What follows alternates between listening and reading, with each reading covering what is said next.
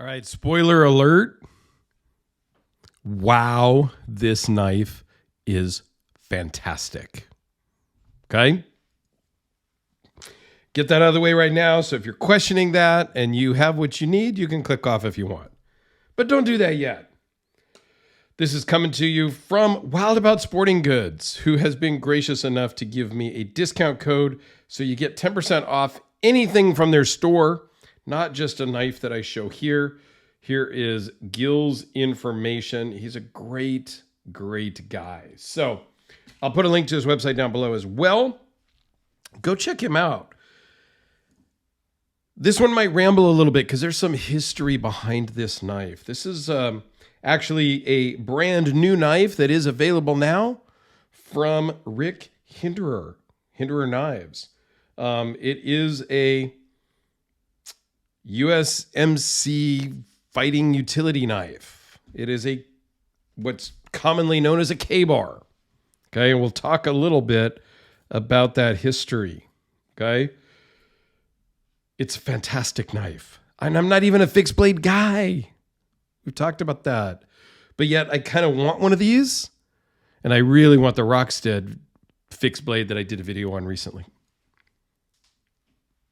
Totally two different price segments. Rockstead, $3,000. This one, $575 from Gil, minus 10%. You do the math. All right, let's start with the sheath. He went to the Amish. Rick went to the Amish country and had this full grain leather sheath made. I am not a sheath expert by any means. I have a leather belt and a fake leather wallet, and that's the extent of my leather, okay? But this thing is really well made, double stitched. It smells fantastic like brand new leather does. So there's that. And the smell counts for something.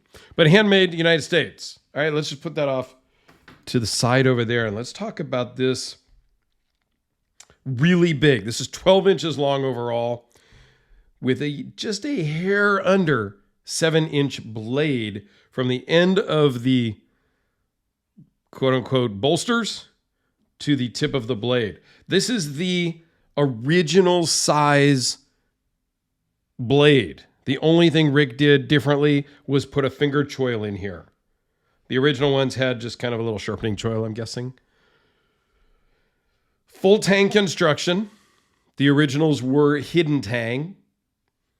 Don't know what the original blade steel was, but it certainly was not 3V back in 1942 when this knife was first adopted by the United States Marine Corps. And it holds a little something special for me because my dad was a Marine. Rest in peace. Semper Fi. Okay? So, and my dad was in the Marines at the ending of World War II. So, again, in that late 40s time frame, mid to late 40s. So this... Yeah, Rick wanted to do an homage to the KaBar. And why is it called the KaBar? It's not really called the KaBar. It started life in 1942 as the 1219C2 combat knife. A little while later, it became the USMC Mark II fighting utility knife. Now, it was produced by many different knife companies back in the day. As you can imagine, back then, during World War II, every company in America was making stuff for the war and for the military. Every company was supplying something because they needed everybody to make stuff. So they couldn't have just one company bust out thousands of knives to deploy. So they had multiple companies doing it. For whatever reason, the KaBar became synonymous with the USMC Mark II fighting utility knife. Much like Kleenex is synonymous with a facial tissue or a Xerox machine is synonymous with any copier at any office building. Coke, depending on where you live in the country, it's called Coke for any soda or a pop or a soda, right? You get where I'm going. So KaBar became kind of this knife, and this model just became a KaBar. Now, that's not to say that there are not other KaBars made. And I have one here that I'll open up real quick. I didn't even think about it until just now, so bear with me. KaBar is a company, much like Xerox does more than make one copy machine, right? So here we have a KaBar from KaBar. And I still have yet to do the video on this coming, but just to kind of say that KaBar is the company, and somehow, because of just normal usage, this knife became known as the KaBar. All right, now I've said that probably 12 different times, and I'm sounding dumb now. So let's move on to what we've got here. Okay, 12 inches overall. It is 3V blade steel. Weighs in at 12.8 ounces, just the knife. Together with the beautiful leather sheath, you're at 1 pound, 2 ounces. Okay? Aluminum bolsters, if you will, and pommel.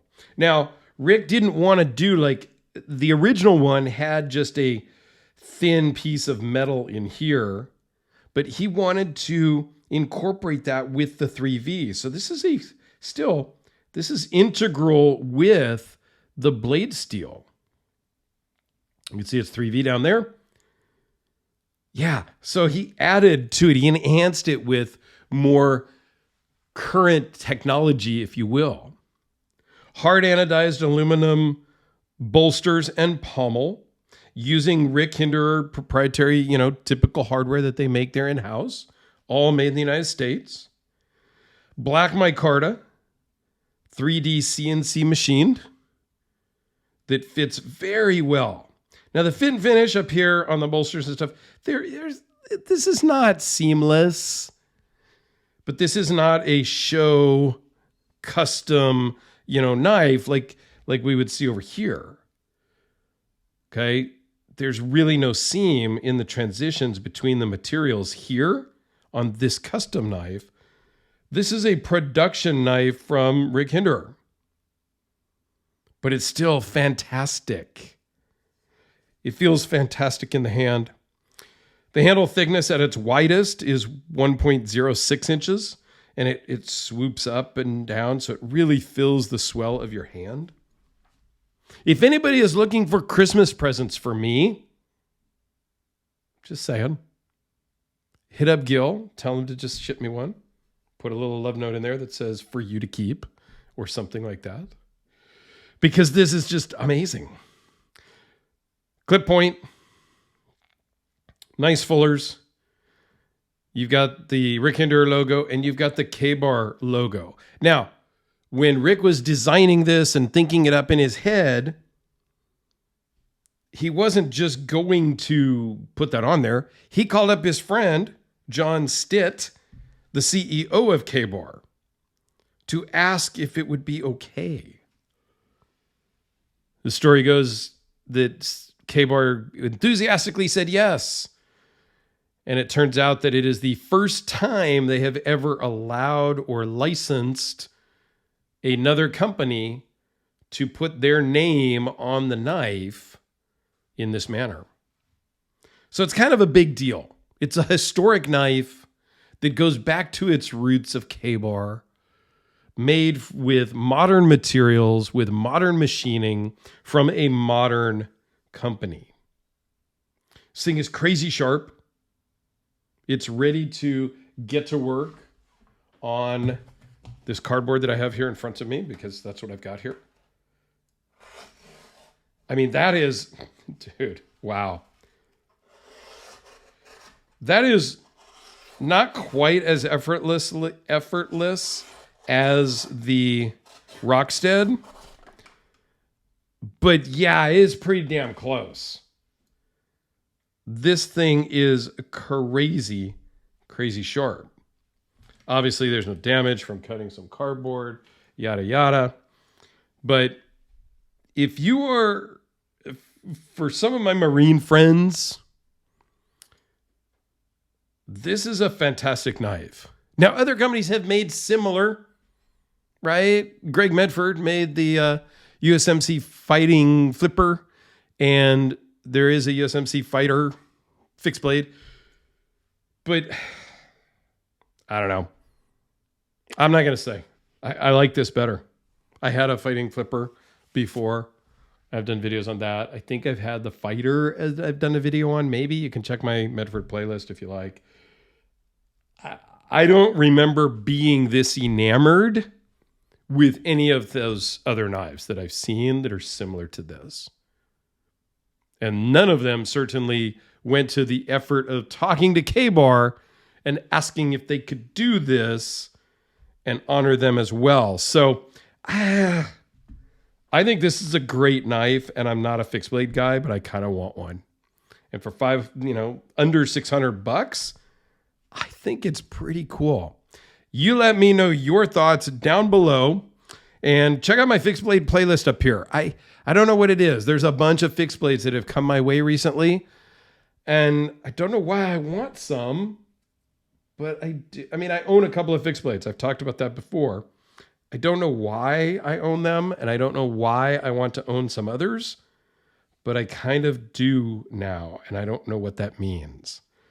We'll talk about that in another video, the evolution maybe of me into fixed blades.